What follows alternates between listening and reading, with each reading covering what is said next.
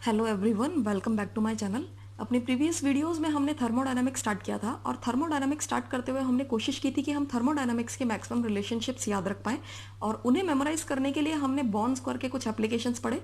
अपने आज के टॉपिक को स्टार्ट करने से पहले हम क्या करेंगे, रिकैप लेंगे कि हमने प्रीवियस वीडियोज़ में क्या क्या पढ़ा था। और अगर आपने वो वीडियोज़ नहीं देखी हैं तो लिंक आपको उनका डिस्क्रिप्शन बॉक्स में मिलेगा, वहाँ जाकर आप उन्हें देख सकते हैं। तो चलिए देखते हैं हमने प्रीवियस वीडियोज़ में क्या पढ़ा था। ये था हमारा thermodynamic square SPVT HGAU। Satyaprakash very tired hey god AU। ठीक है, एस से गया था एरो टी की तरफ, पी से गया था वी की तरफ, ऐसे हमने इसे मेमोराइज किया था। फर्स्ट जो हमने एप्लीकेशन पढ़ा हमारे मैक्स बॉन्ड के स्क्वायर का, वो था हमारा इन मेमोराइजिंग मैक्सवेल इक्वेशंस। ठीक है, यानी कि मैक्सवेल इक्वेशंस। यहाँ से हमें 4 मैक्सवेल इक्वेशंस देखी थी हमने, किसकी फॉर्म में, चेंज इन थर्मोडायनामिक पोटेंशियल्स की फॉर्म में।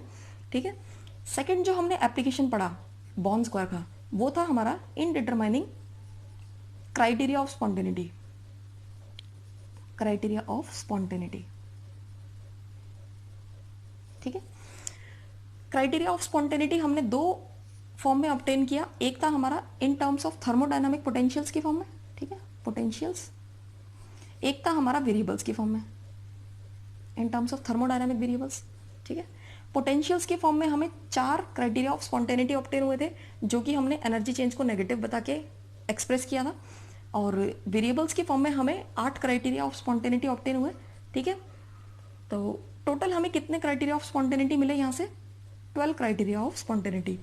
जो थर्ड हमने एप्लीकेशन किया बॉन्ड स्क्वायर का, ठीक है, वो था हमारा in determining the relationship between partial derivatives of thermodynamic variables, यानी कि रिलेशन बिटवीन पार्शियल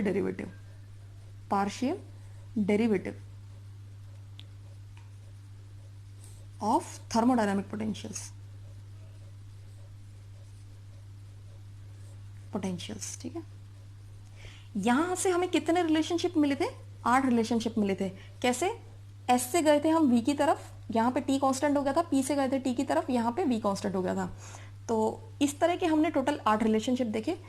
फोर्थ जो हमने एप्लीकेशन पढ़ी, ठीक है, वो थी हमारी determination of value of thermodynamic variables, यानी कि वैल्यू ऑफ वेरिएबल्स, शॉर्टली लिख रहे हैं। ठीक है, तो वेरिएबल्स की हमने क्या देखा इसके केस में कि एक वेरिएबल के करस्पॉन्डिंग हमें 2 वैल्यूज मिली थी। तो टोटल यहाँ से हमें कितने जो ओवरऑल जो वैल्यूज निकली हमें वेरिएबल्स की, वो थी हमारे 8। यानी कि जब हमने s की वैल्यू देखी थी तो हमने बोला था g से गए थे हम t की तरफ, यहाँ पे p कांस्टेंट हो गया था, और a से गए थे हम t की तरफ, यहाँ पे v कांस्टेंट हो गया था। तो इस तरह s के करस्पॉन्डिंग 2 वैल्यू मिली, तो 4 हमारे वेरिएबल्स हैं कॉर्नर्स पे स्क्वायर के। यहाँ से हमें टोटल कितनी वैल्यूज मिली, 8। तो चलिए हम अपने आज के टॉपिक को स्टार्ट करते हैं। तो अब जो हम पढ़ने जा रहे हैं वो है हमारा यूलर थ्योरम। यूलर ने क्या किया, सिर्फ एक क्राइटेरिया डिफाइन किया। उसने बोला कि कोई भी फंक्शन अगर उन क्राइटेरियाज को फॉलो करता है तो क्या हो जाएगा हमारा फंक्शन स्टेट फंक्शन, अदरवाइज हम फंक्शन को किस कैटेगरी में डाल देंगे, पाथ फंक्शन की कैटेगरी में। तो हम कह सकते हैं कि Euler's theorem is helpful in determining weather function is state function और नॉट। तो अकॉर्डिंग टू यूलर उसने क्या किया, 2 डेफिनेशंस में बोला कि फंक्शन हमारा स्टेट फंक्शन होगा या नहीं। तो फर्स्ट डेफिनेशन के अकॉर्डिंग उसने बोला अगर किसी भी फंक्शन का साइक्लिक इंटीग्रल 0 हो जाए तो हमारा फंक्शन क्या हो जाएगा, स्टेट फंक्शन।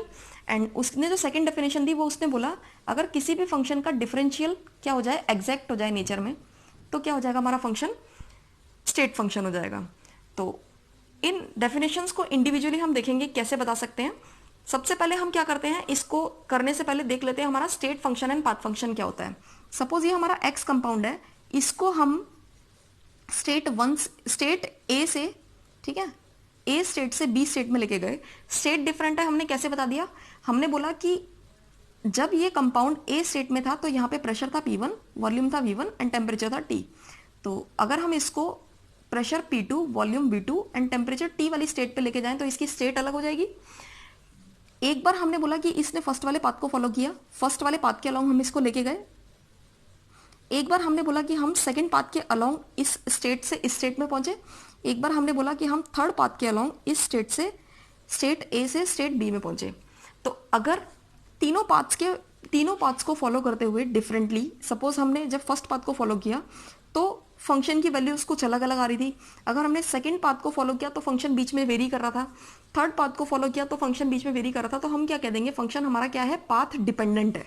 ठीक है, क्या बोलने वाले हैं हम फंक्शन को तब, पाथ डिपेंडेंट। तो जो फंक्शन पाथ डिपेंडेंट होते हैं उनको कह देते हैं हम पाथ फंक्शन। ठीक है, और अगर फंक्शन पाथ पे डिपेंड ना करके सिर्फ इनिशियली जो कंडीशंस थी प्रेशर, टेम्परेचर एंड वॉल्यूम की, और फाइनली जो कंडीशंस थी हमारी प्रेशर, टेम्परेचर एंड वॉल्यूम की, यानी कि सिर्फ इनिशियल एंड फाइनल स्टेट पे डिपेंड कर जाए, तो फंक्शन को क्या कह देंगे हम, स्टेट फंक्शन। यानी कि स्टेट डिपेंडेंट फंक्शन को क्या कह देंगे, हम कह देंगे स्टेट फंक्शन। ठीक है, स्टेट फंक्शन। तो अब हम अपनी डेफिनेशंस को इंडिविजुअली देखते हैं, हम कैसे इसको एक्सप्लेन करेंगे। हमने बोला कि साइक्लिक इंटीग्रल अगर फंक्शन का 0 हो जाए तो फंक्शन स्टेट फंक्शन हो जाएगा। तो सपोज अगर हम ए फंक्शन को ए पॉइंट, इस वाले पॉइंट से लेके इसी पॉइंट पे एक साइकिल के लॉन्ग घुमा के वापस ले आए, तो हम बोल देंगे कि हमारा फंक्शन क्या है, स्टेट फंक्शन। यानी कि इस साइकिल के अलॉन्ग इसका इंटीग्रेशन यानी कि समेशन क्या हो जाएगा हमारा, 0। एंड सेकेंड डेफिनेशन के अकॉर्डिंग हमें पता होना चाहिए कि हमारा एग्जैक्ट डिफरेंशियल क्या होता है। अगर dz एक एग्जैक्ट डिफरेंशियल है तो हम बोल देंगे हमारा z क्या है, एक स्टेट फंक्शन। तो एग्जैक्ट डिफरेंशियल किसे बोलते हैं, सपोज dz को हमने लिखा है, जो हमारा z फंक्शन है इसके डिफरेंशियल को लिखा हमने mdx प्लस का ndy। इस फॉर्म में अगर हम इसको लिखते हैं इसके डिफरेंशियल को, तो अगर m का डिफरेंशियल y के रेस्पेक्ट में और n का डिफरेंशियल x के रेस्पेक्ट में इक्वल आ जाए तो हम बोल देंगे हमारा फंक्शन क्या है, एग्जैक्ट डिफरेंशियल। यानी कि अगर मैं लिखूं तो डेल m अपॉन में del y at constant x is equal to del n upon में del x at constant y, अगर इसके बराबर हो गया ये, तो हमारा फंक्शन क्या हो जाएगा, स्टेट फंक्शन। अदरवाइज हमारा फंक्शन क्या है, पाथ फंक्शन। अगर हम इसको दूसरी डेफिनेशन में देखें, सपोज हमने जैसे z को एक्सप्लेन किया था कि z is a function of x and y, अगर कुछ ऐसी फॉर्म में हम इसको लिख सकते हैं, तो dz को हमने कैसे दिखाया था, वहां पे dz क्या हो गया था हमारा, डेल z अपॉन में डेल x, z का partial differential with respect to x plus z का partial differential with respect to y at constant y। यहाँ पे dx लिख दिया था हमने क्योंकि यहाँ पे डेल x था, प्लस का डेल z अपॉन में del y at constant x, यहाँ पे dy लिख दिया था। ये था इसका कंप्लीट डिफरेंशियल। ठीक है, अकॉर्डिंग टू डेफिनेशन अगर हम इन दोनों को कंपेयर करें तो ये हो गया हमारा m, ये हो गया हमारा n। ठीक है, तो इसके डिफरेंशियल को हम कैसे दिखाएंगे, जो हमारा इसको एग्जैक्ट डिफरेंशियल हम कब बोलेंगे, इसको एग्जैक्ट डिफरेंशियल हम कब बोलेंगे, जब हमारा, हमें क्या करना था, m को y के रिस्पेक्ट में डिफरेंशियल करना है, यानी कि हम पहले सबसे डेल अपॉन में डेल y कर देते हैं। ठीक है, इसको m मान ले डेल z अपॉन में डेल x को, यानी कि डेल z अपॉन में डेल x लिख दूं अलग से यहाँ। अगर ये डिफरेंशियल बराबर हो जाए किसके, डेल n अपॉन में डेल x, यानी कि डेल बाय डेल x करना है, del by del x of n, n क्या है, डेल z अपॉन में del y, del z upon में डेल y। अगर ये दोनों बराबर हो जाए, यानी कि ये क्या हो गया, डेल इंटू डेल क्या हो गया, डेल टू, मैथ्स में लिखते हैं हम, यानी कि डेल टू z अपॉन में del y into del x। अगर ये बराबर हो जाए डेल टू z अपॉन में डेल x डेल y के, तो हमारा ये फंक्शन क्या हो जाएगा, एग्जैक्ट डिफरेंशियल। और एग्जैक्ट डिफरेंशियल हो गया यानी कि ये क्या हो गया हमारा, एग्जैक्ट इन नेचर, और एग्जैक्ट होने की वजह से हमने इसे क्या बोल दिया, स्टेट फंक्शन। ठीक है, तो यूलर के अकॉर्डिंग हमने डेफिनेशन के अकॉर्डिंग डिफाइन किया, देख लिया कि कैसे हमारा फंक्शन स्टेट फंक्शन होगा। तो हम इसके क्या करेंगे, अब दो एग्जांपल्स करेंगे कि हम क्या करते हैं, प्रेशर और वर्क के लिए चेक करते हैं कि वो हमारे स्टेट फंक्शन होंगे या नहीं। तो अब हम करने वाले हैं, हमें शो करना है, show that pressure is a state function for 1 mole of an ideal gas. हमें क्या करना है, प्रेशर को बताना है कि वो स्टेट फंक्शन है आइडियल गैस इक्वेशन के लिए। तो हम देखते हैं हमारी आइडियल गैस इक्वेशन क्या है, PV is equal to nRT, ये हमारी आइडियल गैस इक्वेशन होती है। ठीक है, तो प्रेशर किस किस का फंक्शन हो गया, n हमारा फिक्स होता है, R हमारा फिक्स होता है, वॉल्यूम एंड टेम्परेचर का। तो हम क्या लिख दें सॉल्यूशन के लिए, pressure is equal to, pressure is a function of temperature and volume. ठीक है, ऐसे लिख दें इसको।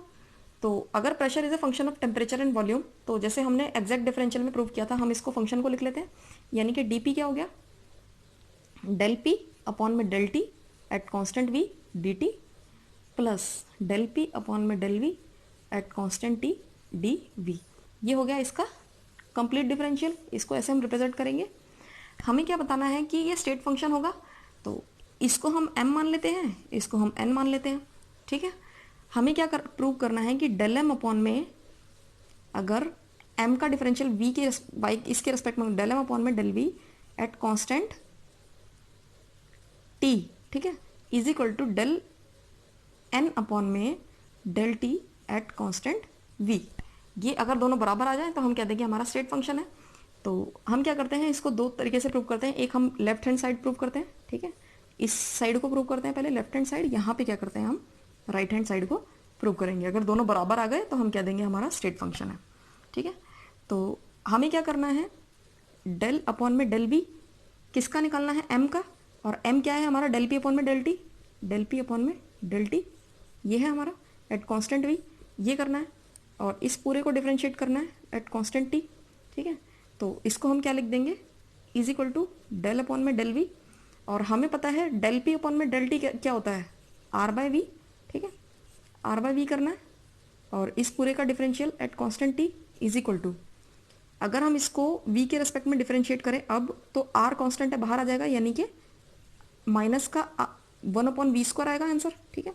तो माइनस का r अपॉन वी स्क्वायर आ गया इसको सॉल्व करके, क्यों, क्योंकि r बाहर आ गया और 1 बाई वी का डिफरेंशियल क्या होता है, माइनस का 1 बाई वी स्क्वायर। और अगर हम राइट हैंड साइड को प्रूव करें तो हमें क्या करना है, डेल अपॉन में डेल टी ऑफ n, ठीक है, n क्या है हमारा डेल पी अपॉन में डेल वी, यानी कि डेल पी अपॉन में del V at constant T था, और इस पूरे को डिफरेंशिएट करना है at constant V is equal to del upon में डेल टी लिख दे, पी बाय वी क्या होता है, ठीक है। तो पी बाय वी हमें पता होना चाहिए आइडियल गैस इक्वेशन के, आर टी अपॉन में वी स्क्वायर माइनस का, ठीक है, एट कांस्टेंट वी पे इसे करना है, ठीक है। जब एट कांस्टेंट वी करेंगे तो वॉल्यूम भी कांस्टेंट की तरह ट्रीट करेगा तो बाहर आ जाएगा, और आर वैसे ही बाहर है, वी भी बाहर आ जाएगा, तो डेल अपॉन डेल टी क्या हो जाएगा, नेगेटिव साइन तो एज इट इज था, यानी कि माइनस तो लिख दिया हमने, माइनस तो बाहर आ गया, और आर भी बाहर आ गया, और वी स्क्वायर भी बाहर आ गया, और del by del T of T क्या होता है 1, ये हो गया। तो यहाँ क्या आया हमारा, माइनस का आर बाय वी स्क्वायर, ठीक है।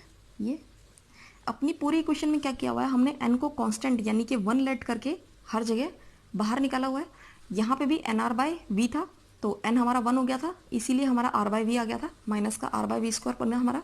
इस साइड में हमारा क्या बना, N R T by V square था, तो हमारा क्या बना माइनस का आर बाय वी स्क्वायर। हमने देखा कि हमारा L H S is equal to R H S आ गया है, ठीक है। और हमने यही बोला था कि अगर दोनों साइड सॉल्व करके बराबर आ जाए तो हमारा फंक्शन क्या हो जाएगा, एग्जैक्ट डिफरेंशियल, ठीक है। तो हम इसको कहते हैं कि ये हमारा हो गया एग्जैक्ट, और एग्जैक्ट होने की वजह से हमने इसे क्या बोल दिया, स्टेट फंक्शन। ओवरऑल हम कह सकते हैं कि pressure is a state function for 1 mole of an ideal gas. तो अब क्या करना है हमें ये बताना है, tell whether work is a state function और not for 1 mole of an ideal gas. हमें 1 मोल आइडियल गैस के लिए ये बताना है कि वर्क स्टेट फंक्शन है या नहीं। तो हमें पता है कि आईयूपीएसी नॉमेनक्लेचर के अकॉर्डिंग वर्क की डेफिनेशन क्या है, वर्क क्या होता है हमारा माइनस का पी एक्सटर्नल डीवी, ठीक है। और हमें क्या करना है, इसको स्टेट फंक्शन बताना है, होगा या नहीं, उसके लिए भी हम यूलर थ्योरम का यूज़ करेंगे। और हमें पता है हमारी आइडियल गैस इक्वेशन क्या है, P V is equal to N R T, ठीक है। यहाँ पे n क्या हो गया हमारा 1, क्योंकि नंबर ऑफ मोल्स हमें 1 रखने हैं, 1 मोल के लिए बताना है। तो हमारी इक्वेशन रिड्यूस्ड क्या हो गई, P V is equal to R T, ठीक है। हम क्या करते हैं, इसको डिफरेंशिएट कर देते हैं, तो ये क्या बन गया, पी डी वी प्लस का V D P is equal to, R तो हमारा कांस्टेंट होता है गैस कांस्टेंट, यानी कि आर डी टी में कन्वर्ट हो गया ये, ठीक है। तो यहाँ से अगर हम वर्क के लिए माइनस का पी डी वी निकालें तो पहले हमारा पी डी वी क्या हो जाएगा, is equal to R D T minus का वी डी पी, ठीक है। और अगर हम माइनस का पी डी वी निकालें इज इक्वल टू क्या हो जाएगा हमारा, नेगेटिव बाहर लिया तो वी डी पी माइनस का आर डी टी, ऐसे में कन्वर्ट हो गया। अब हम क्या करते हैं, माइनस पी डी वी की जगह इस पूरे की वैल्यू रख देते हैं। तो वर्क हमारा किस में कन्वर्ट हो गया, वर्क हो गया हमारा वी डी पी माइनस का आर डी टी, एक हमारी ऐसी इक्वेशन में कन्वर्ट हो गया हमारा वर्क, ठीक है। अब हम क्या करेंगे, यूलर के अकॉर्डिंग देख लेंगे कि हमारा वर्क एग्जैक्ट डिफरेंशियल है या नहीं। उसके लिए हम क्या करने वाले हैं, v का डिफरेंशिएशन t के रेस्पेक्ट में चेक करेंगे वो बराबर है कि नहीं, किसके, r का डिफरेंशिएशन p के रेस्पेक्ट में, यानी कि डेल v अपॉन में del t at constant p, इसको चेक करेंगे किसके बराबर है या नहीं, डेल r अपॉन में del p at constant t, ठीक है। और आइडियल गैस इक्वेशन के लिए हमें पता है, जैसे हमारा P V is equal to N R T होता है, एन तो हमारा 1 हो गया, यानी कि हमारा P V is equal to R T में कन्वर्ट हो गया।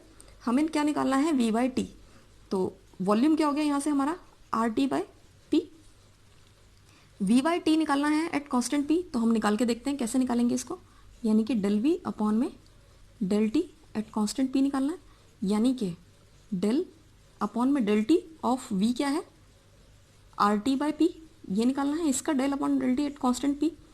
अगर हमने पी को कांस्टेंट ले लिया है तो पी डिफरेंशियल से बाहर आ जाएगा, और आर तो वैसे भी कांस्टेंट है, डिफरेंशिएशन से बाहर आता है, तो ये किस में कन्वर्ट हो जाएगा, R by P of del by del T of T आ गया, टी अंदर बच गया सिर्फ। तो del by del T of T क्या होता है, ये तो हमारा 1 में कन्वर्ट हो गया। इसका आंसर आ गया आर बाय पी। तो अपने इस साइड हमने देखा कि वी बाय टी का हमारा आंसर क्या है, ये आया हमारा आर बाय पी। अगर राइट हैंड साइड को हम देखें, हमें पता है आर क्या है, यहाँ पे हमारा एक कांस्टेंट है, और किसी भी कांस्टेंट को अगर हम किसी वेरिएबल के रिस्पेक्ट में डिफरेंशिएट करें तो उसका आंसर आता है 0, ठीक है, क्योंकि कांस्टेंट का डिफरेंशिएशन हमेशा क्या होता है, 0। हमने क्या देखा कि जो हमारा लेफ्ट हैंड साइड है वो नॉट इक्वल आई किसके, राइट हैंड साइड के, ठीक। तो हम क्या कह देंगे कि ये क्या है हमारा, एक इनएग्जैक्ट डिफरेंशियल, इनएग्जैक्ट इन नेचर, ठीक है, और इनएग्जैक्ट होने की वजह से हम क्या बोल देंगे इसको, एक पाथ फंक्शन। तो ओवरऑल हम क्या कह सकते हैं कि work is not a state function for 1 mole of an ideal gas,